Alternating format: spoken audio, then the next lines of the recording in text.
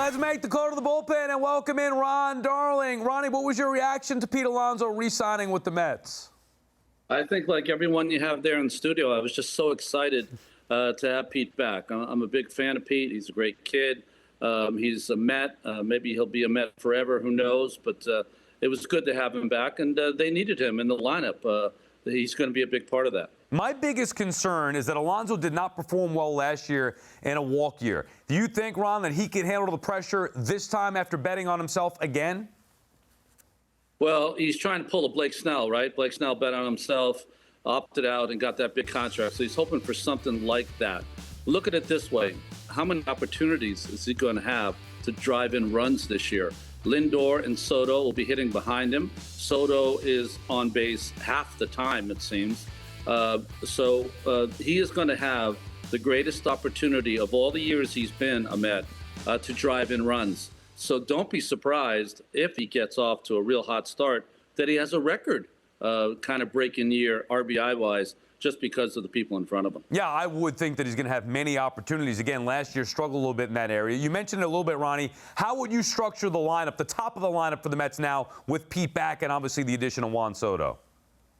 You know, I just you can't take Lindor out of that leadoff spot. What he did last season, he is so suited to that position. He's a leader, and leading off is perfect for him. Soto just is so perfect in that two-hole. He's been positioned there most of his career.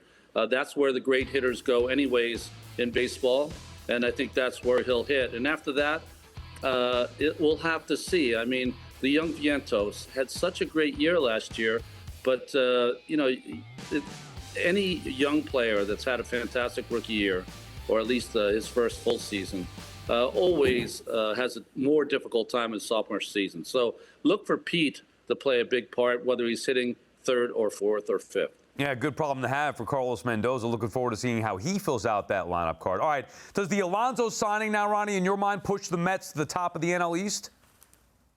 I don't know if it pushes them to the top. You know, it's a very talented division. It's one of the most talented divisions in all of baseball. So I don't think what teams do in the offseason ensure that they're going to be the best team.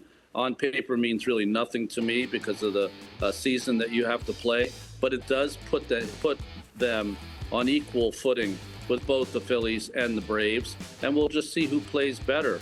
The Mets made a big step last year, late in the year, going into Atlanta and doing what they had to do and taking care of business. Let's hope that bodes well for them against the Braves this year.